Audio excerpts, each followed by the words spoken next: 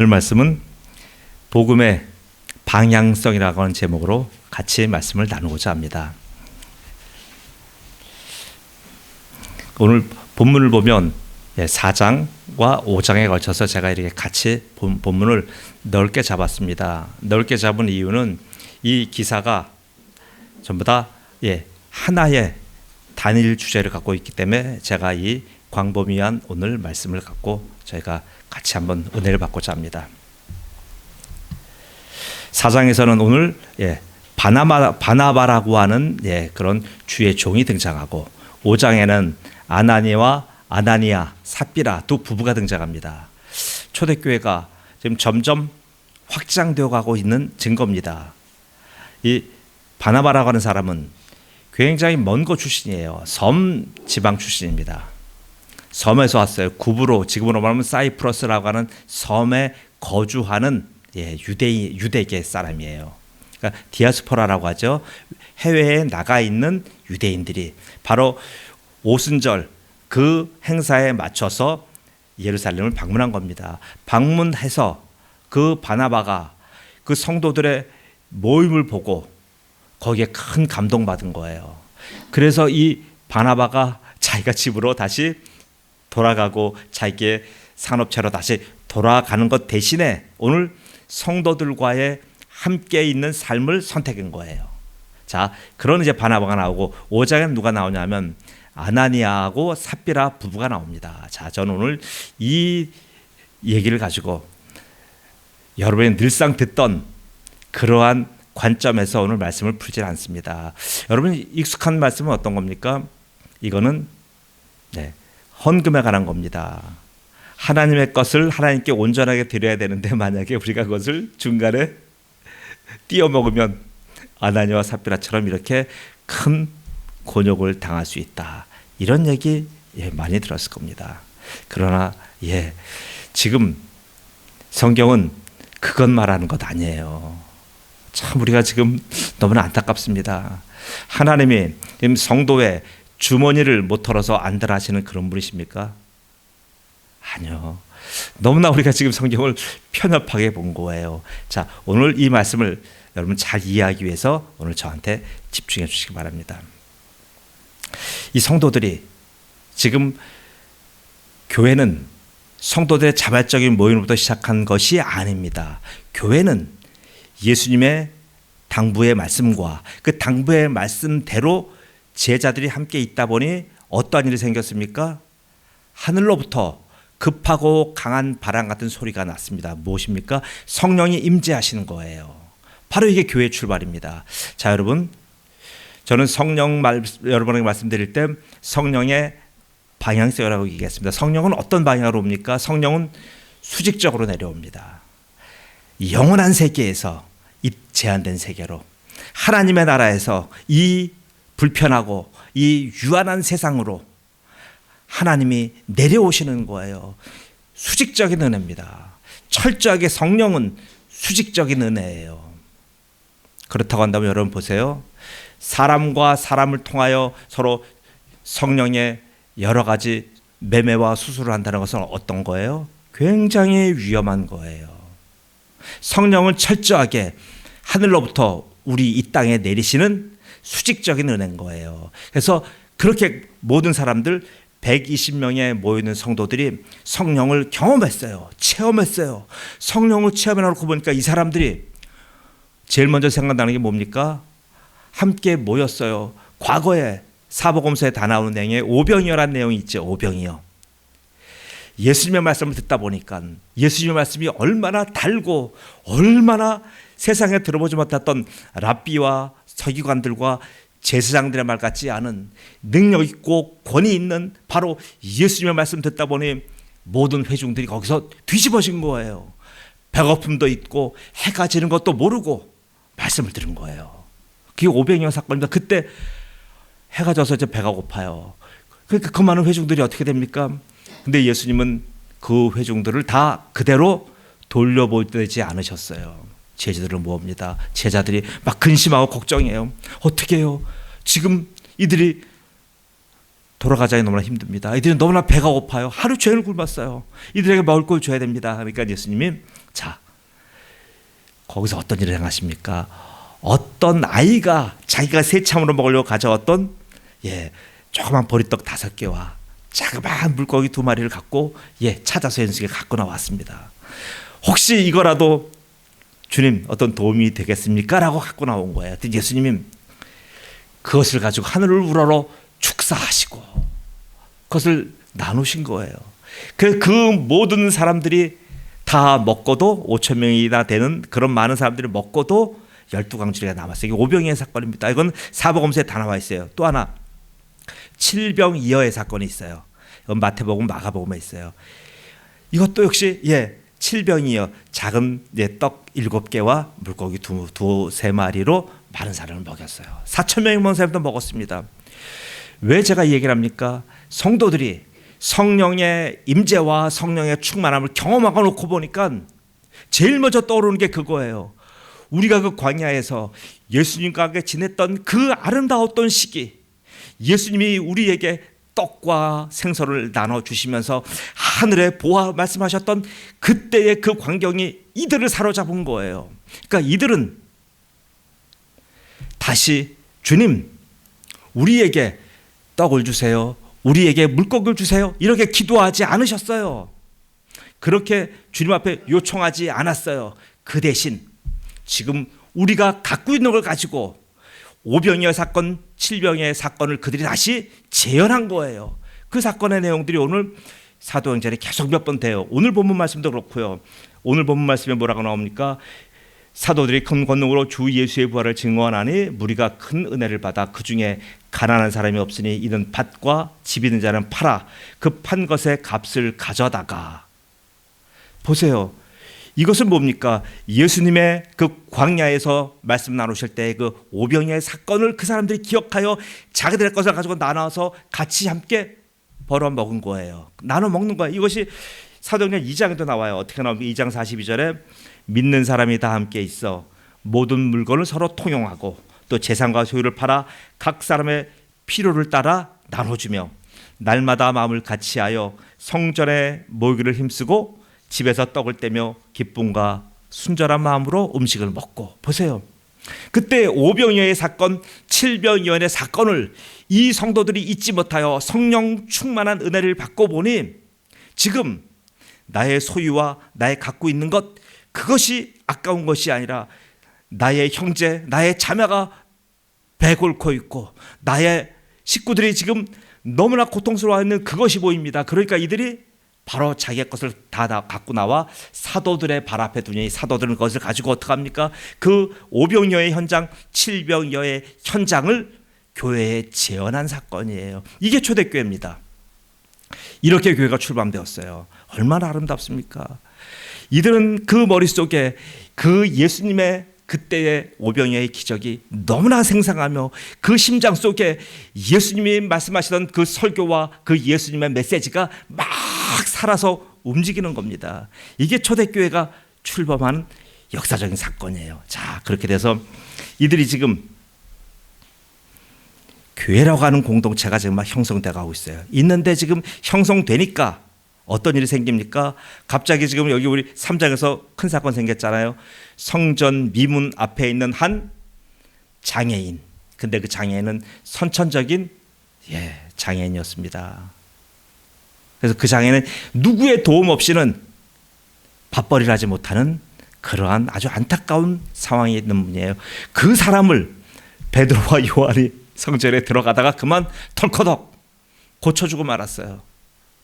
은과 금은 내게 없으니 내게 있는 것으로 내게 말하노니 곧 나사렛 예수의 이름으로 일어나 걸으라 하고 말씀하시니까 그 선천적인 장애인이 갑자기 다리에 힘이 들어가고 그가 일었으며 그가 뛰어난 사건이 생겼습니다. 그 사건 이후로 어떤 문제가 생깁니까? 외부적인 탄압이 시작됐어요. 모든 유대인들과 유대인의 집합체 사내들이라고 하는 최고 의결기관, 최고의 법적인 권위 있는 단체에서 바로 이 사람들을 불러서 이 사람들을 지금 탄압하기 시작한 거예요. 외부적인 탄압이 들어옵니다. 외부적인 탄압은 오히려 성도들이 더 너무나 감사한 거예요. 우리의 스승 되신 예수님이 그렇게 저들의 탄압과 저들의 모함 때문에 죽어갔지만 그것에 굴하지 않고 예수님이 부활하셨잖아요. 부활을 똑똑히 봤기 때문에 성도들은 알아요. 사도들은 알아요. 내가 받는 이 고통 잠깐 지나가리라. 그리고 나에게는 하나님이 주시는 기쁨과 하나님이 주시는 영원한 세계가 열린다는 것을 이들은 알기 때문에 두려워하지 않아요. 그런데 오늘 덜커덕 문제가 생겼어요. 뭡니까? 교회 내부적인 문제가 생긴 거예요. 내부적으로 어떤 문제가 생겼어요? 자, 지금 바나바라고 하는 아주 믿음 좋은 믿음의 모본이 되는 분이 한 분 교회에 들어오셨습니다. 다 박수치고 교회가 그분으로 인하여 엄청난 은혜를 받은 거예요. 그런데 그 은혜만 계속되면 얼마나 좋았겠습니까? 그 은혜와 함께 어떤 일이 생겼냐면 아나니아라고 하는 한 유대인이 하나님 앞에 바나바가 저렇게 했어?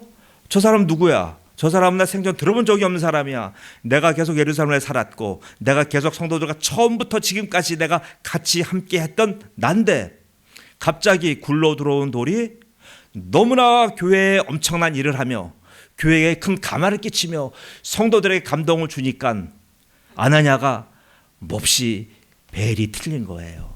몹시 속이 상한 거예요. 그래서 나도 저 바나바처럼 한번 해봐야 되겠다.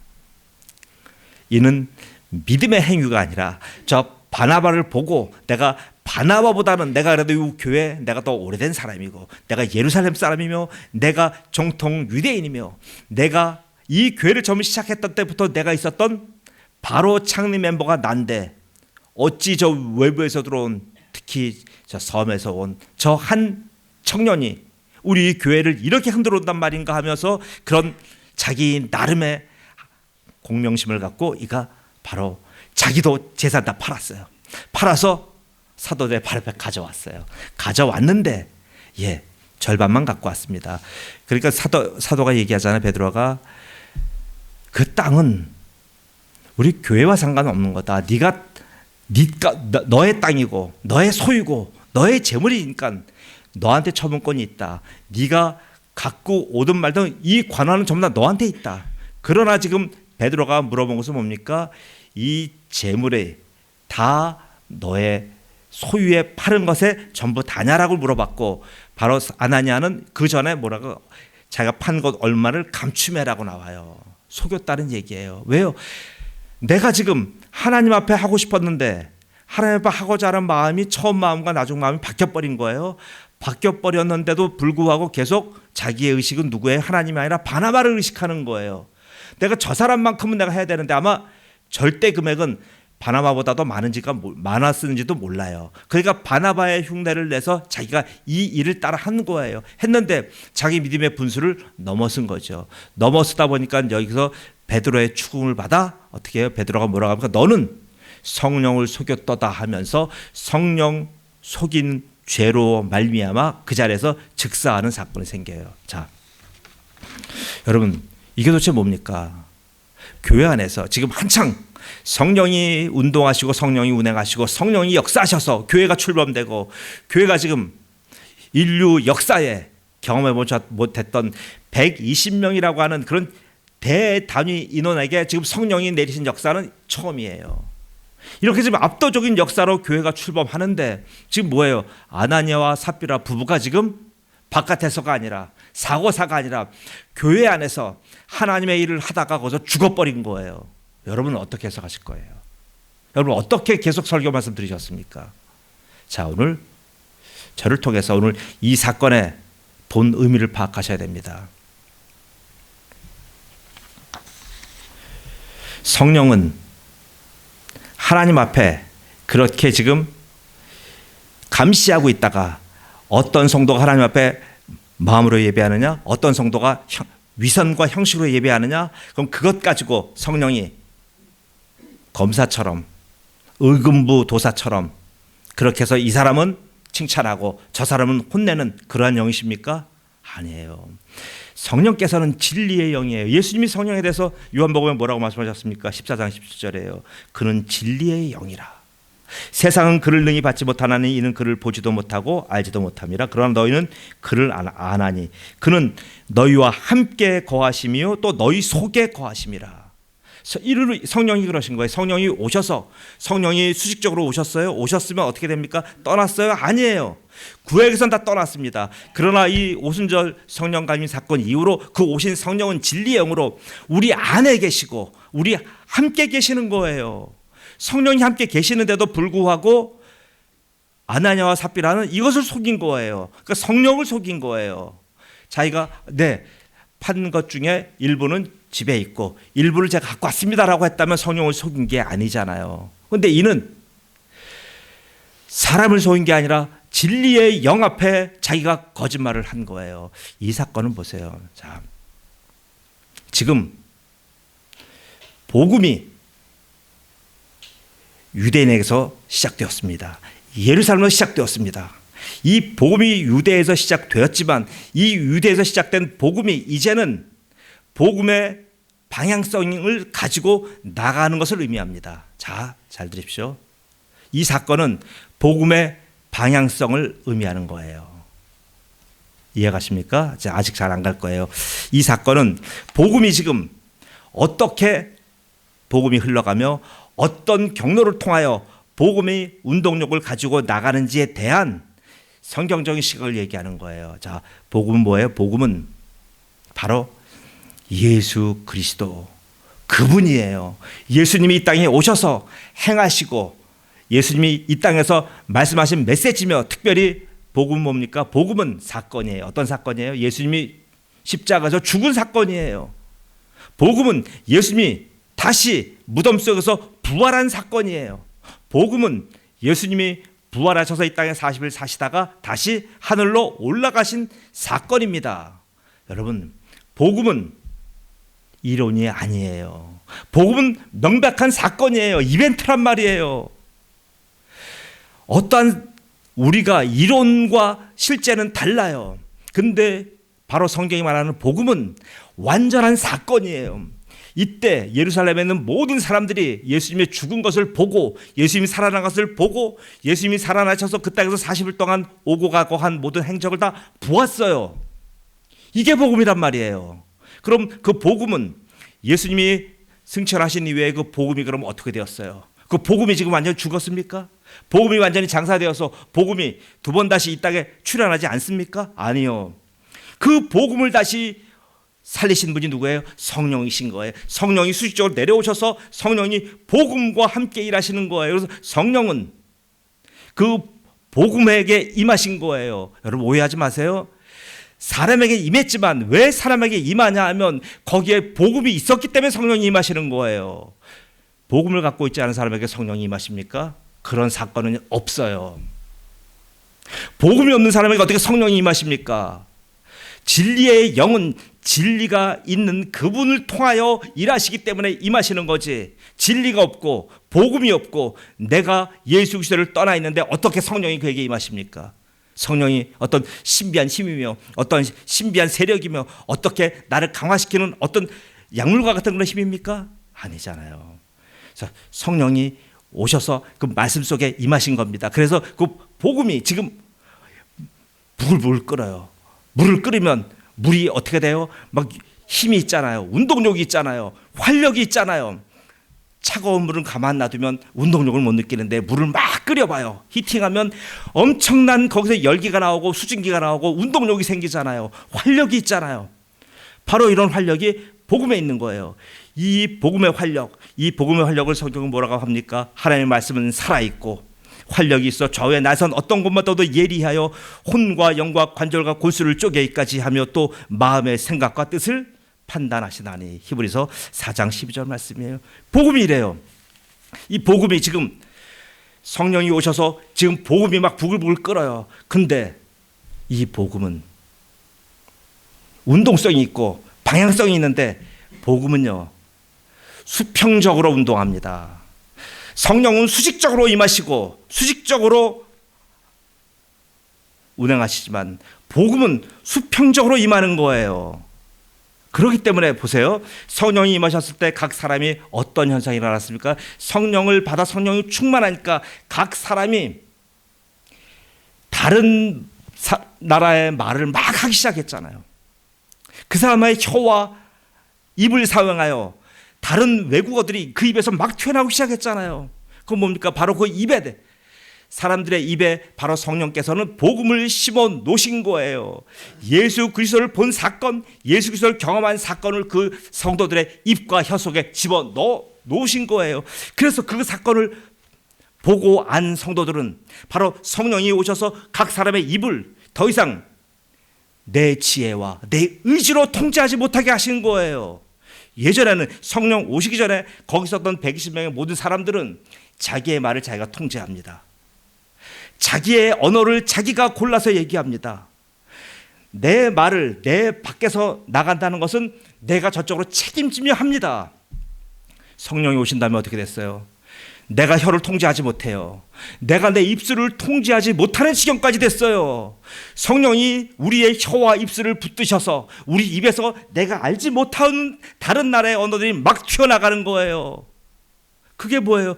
그때 튀어나간 것들이 바로 내가 본 예수님, 내가 만난 예수님, 바로 복음이 막 튀어나간 거예요.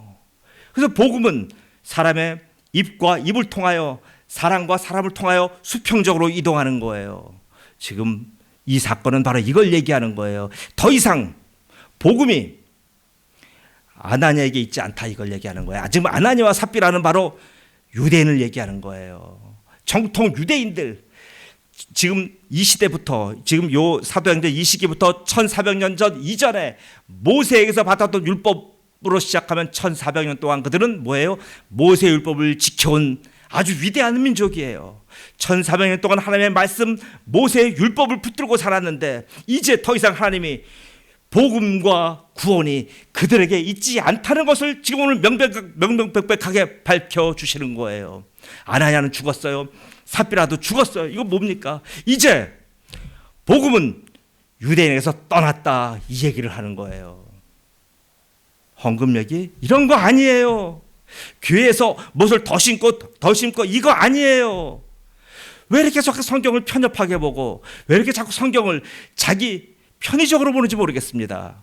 이 사건은요, 철저하게 지금 구원이 이제는 유대인에서 났지만 이 구원이 이방인에게로 간다는 얘기예요. 바로 이방인의 대표가 누구예요? 바나바입니다. 바나바는 유대계지만 그는 디아스포라 유대인이에요. 그는 헬라 문화, 헬라화된 사람이에요.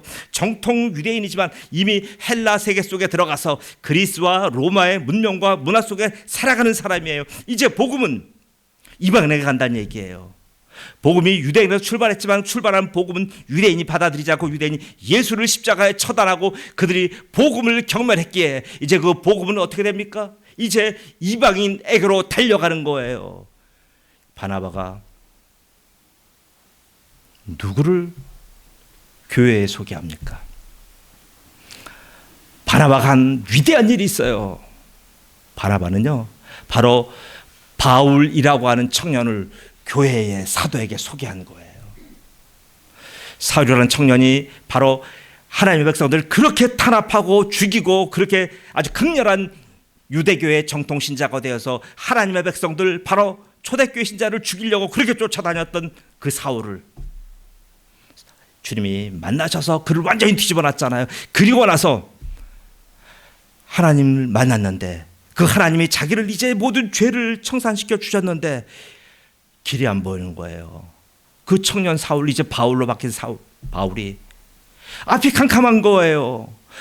아레비아 광야 가서 3년 동안 기거하기도 했고요. 그리고 자기 집에 가서 다소에 가서 7년 동안 살기도 했어요. 무려 10년 동안, 예수님 만난 이후로 10년 동안 그는 자기의 삶을 돌아보며 그리고 내가 어떻게 해야 될지 몰라서 지금 잠잠히 있었던 거예요. 그렇게 지하에서 숨어있던 그 바울을 바로 그를 잡아서 그의 손을 잡아주고 교회와 사도 앞에 인도해내신 이가 바로 누구예요? 바나바예요. 그래서 그 바울과 바나바가 바로 이 복음을 전 세계와 유럽으로 퍼뜨렸잖아요. 이게 지금 복음의 운동성이에요. 복음은 이렇게 지금 더 이상 유대인들에게 머물러 있지 않고 유대인에서 통했지만 이제 이방인에게로 전 세계의 불신자들에게 지금 나가는 이 위대한 지금 사건을 오늘 4장과 5장에 걸쳐서 지금 얘기하고 있는 거예요.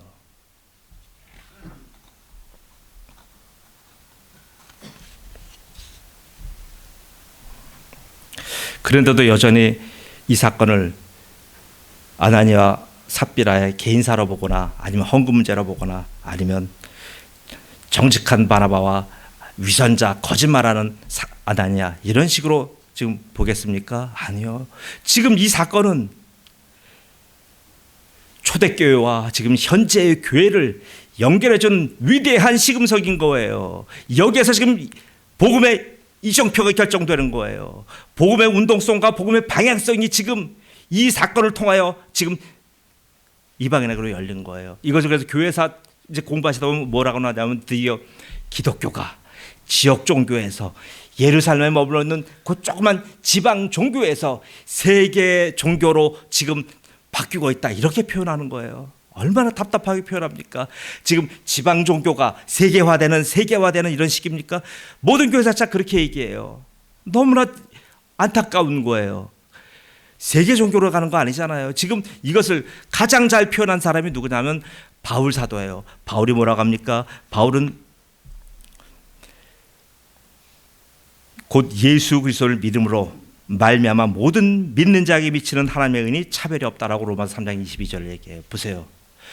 구원은 유대인에게서 났지만 그 유대인에게서 난 복음을 유대인들이 예수님을 죽이고 예수님을 거부한 사건, 바로 아나니아와 삽비라 같은 유대인들에서 복음이 떠나 이제는 이방인으로 향한 거예요. 이방인으로 달려가는 거예요. 그것을 오늘 사도 로마서 3장 22절에 그렇게 얘기해요. 곧 예수 그리스도를 믿음으로 말미암아 모든 믿는 자에게 미치는 하나님의 의인이 차별이 없느니라. 보세요. 달라지잖아요.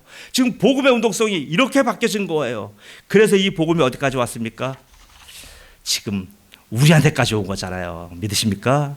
그 복음이 지금 이 아나니아와 삽비라가 그렇게 받아들이지 않았던 그 복음, 그 유대인들이 거부했던 복음을 지금 바나바를 통하여 지금 저 이방인 땅으로 복음이 행진하며 그 이방의 복음이 우리한테까지 온 거예요. 자, 그렇다고 한다면 사랑하는 성도 여러분, 지금 여러분이 받은 이 복음은 어떻게 지금 움직이고 있습니까?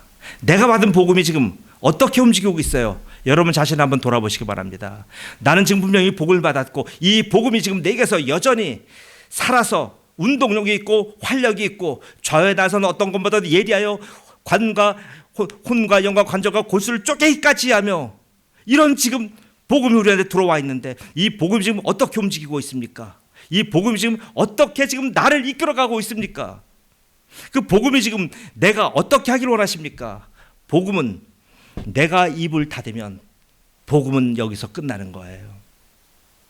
그 하나님의 위대하신 복음이 이렇게 지금 엄청난 2000년의 역사를 달려왔던 이 위대한 씨앗이 내가 입을 딱 다물면 여기서 복음이 멈추는 거예요.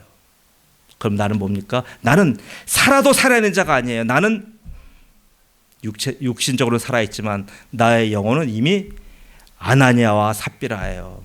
교회 안에 남자와 여자가 있잖아요. 그래서 아나니아와 삽비라 부부 얘기를 한 거예요. 내가 지금 침묵하면 복음은 이미 운동력을 잃어요. 내가 침묵하면 나는 이미 아나니아가 되고 삽비라가 된 거예요. 내가 입을 열어야 돼요. 내가 입을 열어서 바로 초대교회 성도들이 그 500여와 700여의 그 사건을 재현했듯이 내가 입을 열어 복음의 사건을 재현해야 됩니다. 내가 입을 열어 복음의 운동성 따라 내가 쫓아가야 되는 거예요. 복음이 나를 견인합니다. 복음이 나를 데려갑니다. 복음이 나를 움직입니다. 그럴 때 나는 복음에 순종하여 입을 열어야 됩니다. 그래도 여전히 난 침묵하며 나는 내 생각대로 살 것이며 나는 나를 지키며 살 것이며 나는 나의 생각과 판단, 나의 이성이 명하는 것만 말하며 살겠다라고 한다면 그는 살아있는 아나니아가 되며 살아있는 삽비라가 되는 거예요. 사랑하는 성도 여러분, 만약 여러분이 이 여러분에게 오신 지금 복음의 운동성과 방향성에 여러분이 순종하지 않으신다면 하나님께서는 에베소 교회에게 분명히 말씀하셨어요. 내가 순종하지 않으면 이 촛대를 옮기리라고 말씀하셨습니다. 여러분, 이 촛대를 옮긴다는 건 뭐예요? 나는 이미 영적으로 아다냐와 삽비라 같이 하나님이 나를 여겨주신다는 얘기예요. 이 얼마나 비참한 얘기입니까? 복음이 내게 와서 복음이 죽었는데, 그것도 억울하고 그것도 답답한데 내가 완전히 영적인 사망선고가 내린다고 하는 것은 어떤 얘기예요? 그러므로 어디서 떨어든지 생각하여 회개하여 처음 행위를 가지라. 만일 그리하지 아니하고 회개하지 아니하면 내가 네게 가서 내 촛대를 그 자리에서 옮기리라. 계시록 2장 5절 말씀입니다. 사랑하는 성도 여러분, 지금 여러분에게 기회가 있습니다. 여러분 지금 아무리 다리도 아프고 나이도 많고 직업도 없고 여러 가지 힘든 일 있지만 말 못하시는 분 계십니까? 혀가 짧아서 지금 언어 생활 못하고 계시는 분 계십니까? 지금 나는 혀가 없어서 밥 못 먹습니다, 이런 분 계십니까? 나는 지금 너무나 밥맛이 없어서 밥이 안 들어갑니까? 이런 분 계십니까? 여러분의 혀는, 여러분의 입술은 정상적으로 가동되지 않습니까? 그렇다고 한다면 먹고 마시고 내 생각을 배탈하는 것, 이제 거기에만 여러분 혀와 입술을 사용하지 마시고 이제 여러분 속에 임하신 그 하나님의 놀라우신 비밀 복음을 말씀하십시오. 누구에게요? 이웃에게, 형제에게, 자매에게. 바로 이게 복음이 운동성입니다. 복음이 나가는 거예요. 이런 위대한 성도 되시기를 예수님의 이름으로 축복합니다. 아멘. 기도합니다. 전능하신 아버지 하나님 은혜 감사합니다. 이 복음의 운동성으로 바로 입과 입을 통하여 오는 복음의 운동성이, 방향성이 우리한테까지 왔는데, 아버지 하나님, 이 복음이 내게서 지금 잠자고 있는지, 내가 지금 영적인 아나냐하며 영적인 삽비라인지 아버지 하나님 이 시간에 돌아보게 하시옵소서. 그래서 하나님 우리에게 깨닫게 하시고 우리에게 지금 우리의 회개를 요구하시며 우리의 다시 헌신을 요구하신다고 한다면 아버지 하나님 이제 입을 열어 성령이 말하게 하시면 따라 말하게 하시옵소서. 이제 나를 만나주신 예수 그리스도, 지금 나를 살려주신 예수 그리스도의 십자가의 은혜를 얘기하는 성도들로 만들어 주옵소서. 그래서 이제는 때를 얻던지 못 얻던지 상대가 누구든지 간에 하나님 이제는 이 살아있는 복음, 영원한 생명의 복음을 전하는 귀한 성도들로 축복하여 주옵소서. 감사하며 예수님의 이름으로 기도드리옵나이다. 아멘.